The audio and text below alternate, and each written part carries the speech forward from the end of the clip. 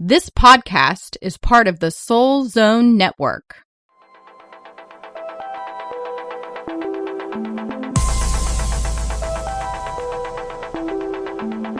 Hello, hello, it's Molly and Sara from thebutterflyconnection.com. We're all connected and we're not alone. What if you could rebirth your soul, spark movement in your life, and reconnect with your authentic self? Join us each week as we connect with Source to answer the burning questions that lie deep within us and gain clarity and wisdom to soar to our greatest potential. Welcome to the Butterfly Connection, where the kinetics of your soul will give you wings to fly.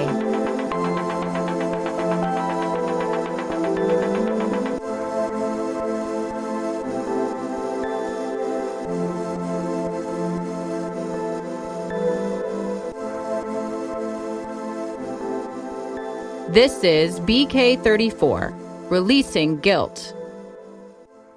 Hello, hello, it's Molly and Sara. Hi, everyone. Thank you so much for tuning in with us this week. We hope you had an amazing week last week. And we definitely hope you were listening to last week's podcast, as this week's podcast is going to integrate with the podcast from last week. So in last week's podcast, we talked about releasing others to embrace ourselves.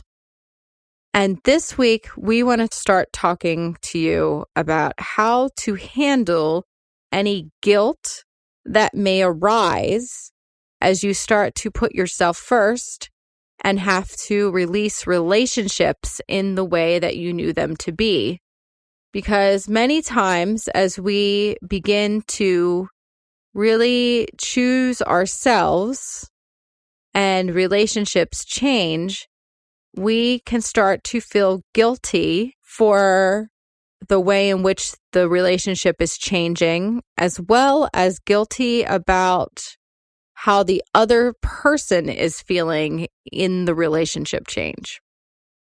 Yes, and I think there's a bit of a stigma out there, maybe it's societal, I'm not really sure, but the idea that if you put yourself first and you take care of yourself and do things in your life that are for your highest good, that somehow you are acting in a selfish way.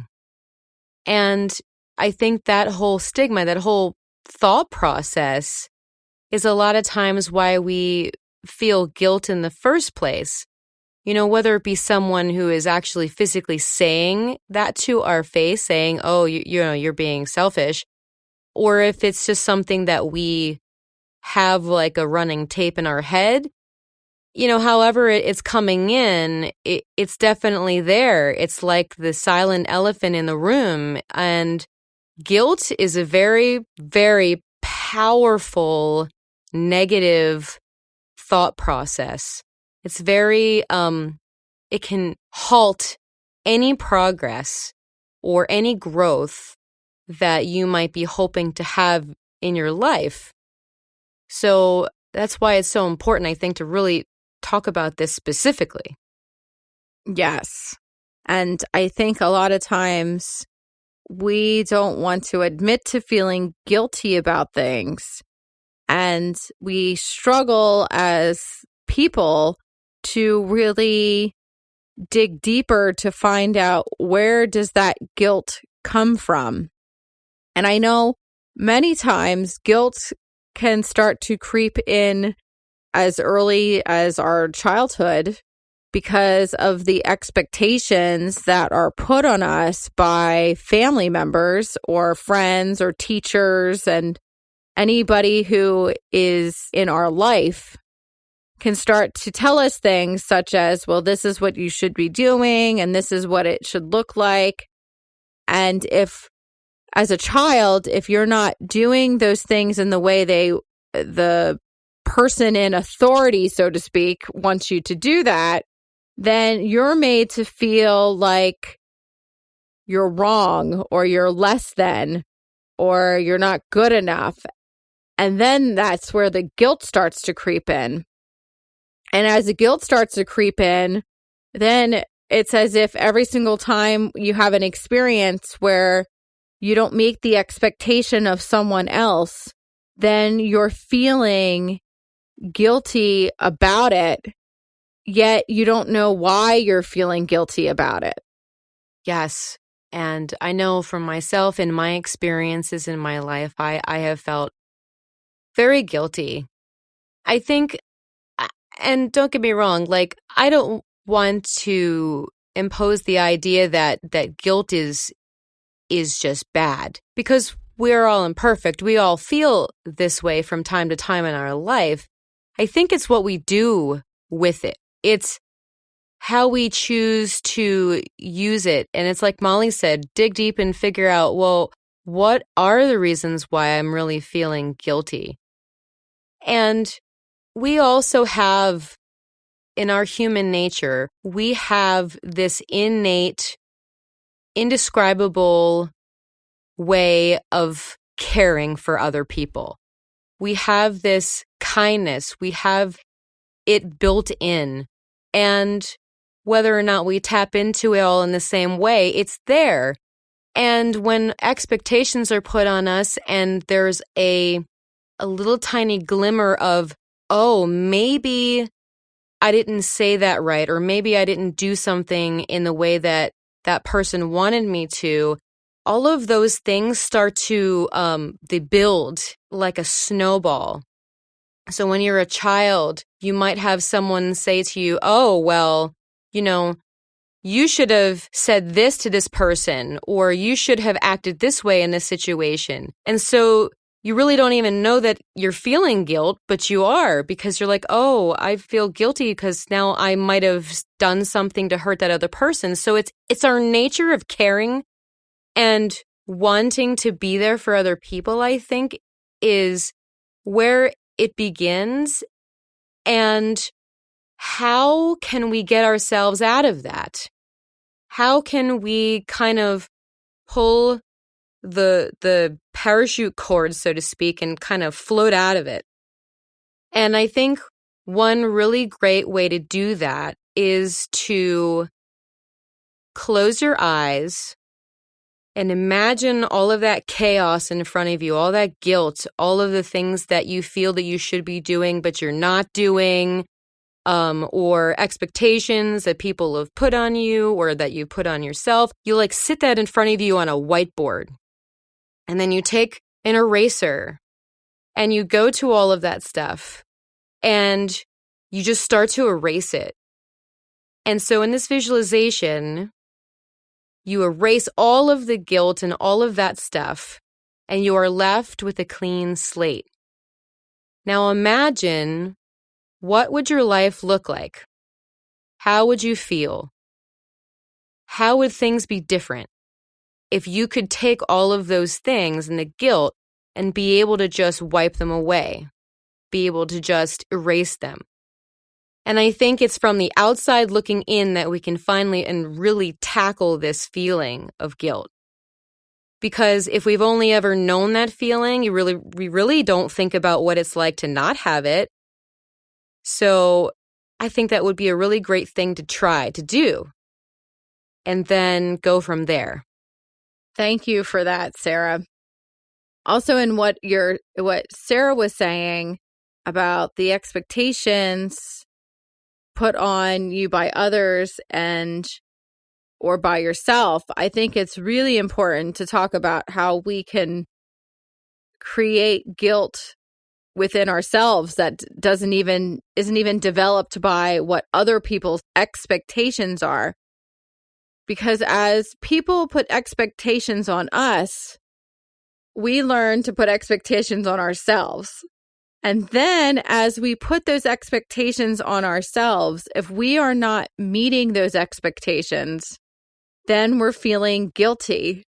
And we're feeling bad that we are not either giving ourselves enough or doing enough for ourselves or doing enough for others. And it's not even something that is, that has to come from outward.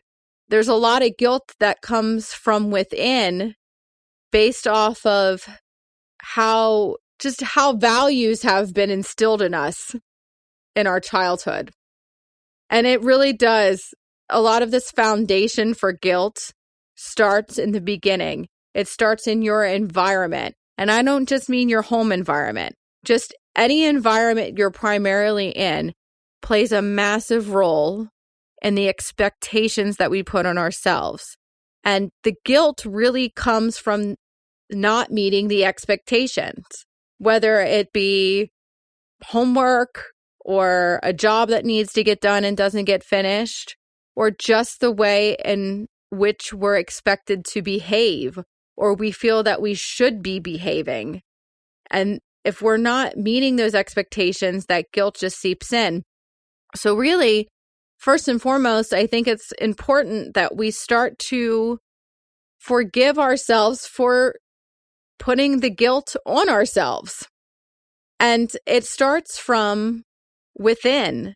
We have to release that expectation and that feeling of guilt that we are carrying before we can even start to release the guilt that we feel that we're getting and receiving outwardly from others. Yes. I love what you said about needing to forgive yourself. As you were speaking there, Molly, I was given a message there. And the question is, if you could replace the word guilt with something that is completely opposite, what word would you replace guilt with? I'm going to just be silent here for a minute so that you can think about that. If you could change the word guilt to its complete counter, to its complete opposite, what would that word be? Well, I'm going to share what I'm hearing, and that is love and acceptance. Yeah, and that's awesome. I heard the word praise, because in releasing the guilt that you have, you're praising yourself for the things that you are doing and the person that you are. So it's kind of similar, but I think all of you out there listening can probably come up with your own word. I don't think there's just one word.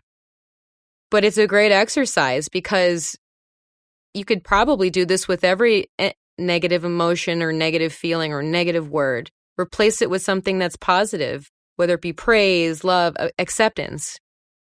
So really think about that. And then once you come up with your word, how can you incorporate that in your daily life? How can you erase it, like I said before in the visualization? But then you can't just leave a blank slate. You have to replace it with something.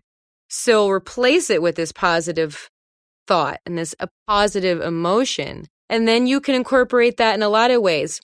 You can do a daily mantra. You can free write. But if it's something that's external, like someone else putting the expectation on you or saying something that makes you feel bad or feel guilty, I think it's in those moments where you get your whiteboard and you write down what it is that you know within yourself of who you are, and that person's truth of you is not your truth of you.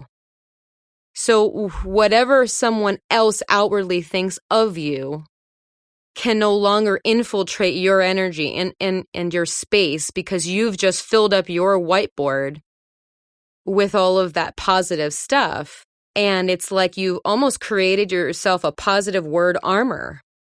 And, this will obviously take some time, because anytime we have to rewrite old habits to create new ones, it's going to take multiple times. But I truly believe that that's one of the best ways that I can think of through spirit to help to release this.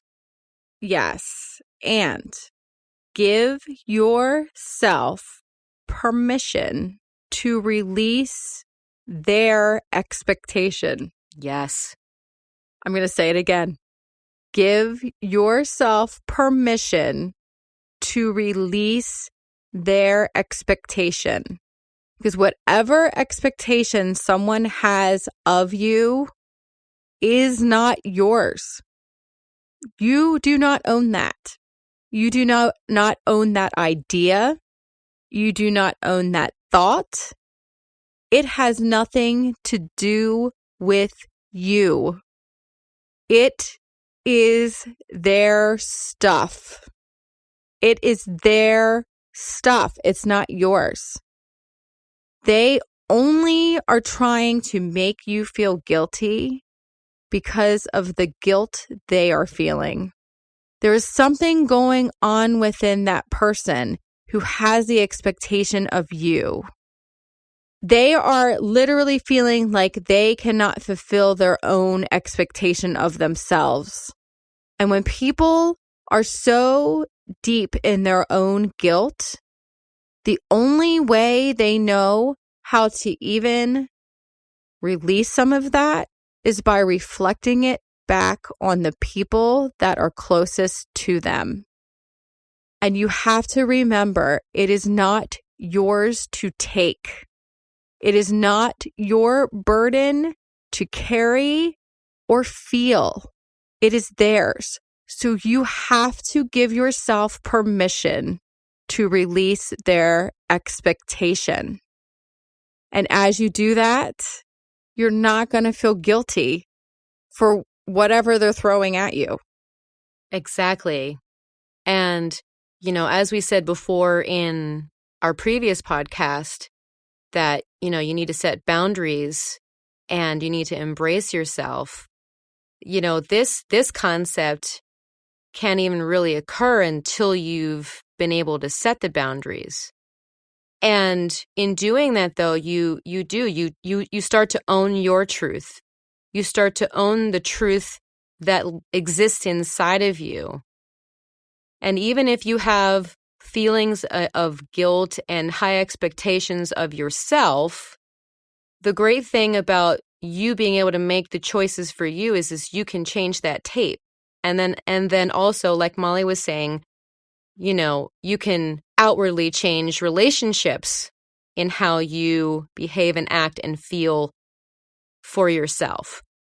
But it starts with accepting you and loving you and embracing you, guilt-free, and with all the love that the universe can muster, both through you and out from you. Yes. And it's important for you to remember to be kind to you.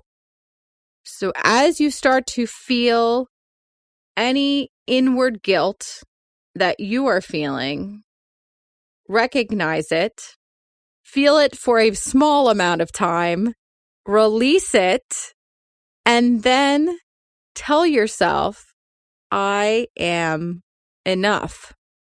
I am enough. And what I am giving is enough. What I am doing is enough. And who I am is enough. And I am my own truth. Yes. So I'm going to share something that I wrote years ago that I feel is so in alignment with this conversation. And I will be posting it in this journal. It'll come along with the journal exercise. So it's a mantra that you can say to yourself every time you start to feel guilty. And this is set up as you, so I'm going to say it as you, but we're going to change it so that you can say it as I in the exercise. So right now, I want you to just embrace this, feel it, and believe it. You are worthy of love. You are enough. You are worth it. You are beautiful. You are accepted. You are loved. Believe it, feel it, imagine it, dream it. That is awesome. Wow. Thank you so much for sharing that. No truer words could be said. If you are in need of any additional coaching, Sara and I do offer soul coaching sessions for anyone interested in needing some one-on-one coaching that is geared towards helping you to really live your life to its fullest. And in our soul coaching sessions, we work with you to remove any blockages that might be holding you back from living your truest, greatest, most joyous life. We want to be here to support you and to cheer with you your victories and to just lift you up in those moments where you're struggling and in need of someone who can understand where you're at and can show you that there can be a brighter light at the end of your tunnel. So as always, you can check out the soul coaching, distance Reiki, our classes. And I say classes because we have a new class available. You can check all of those things out on our website, thebutterflyconnection.com. Follow us on Instagram, Facebook, and Pinterest. We would love you in our Facebook group. Yes. And don't forget, we have our free soul challenge, soul reflection challenge, where you can listen weekly to our podcast and then find a journal exercise to go along with it. And you can find out more information about that on our website as well. Thank you so much for listening. And we hope that you have a beautiful, guilt-free week. Yes, many blessings to you.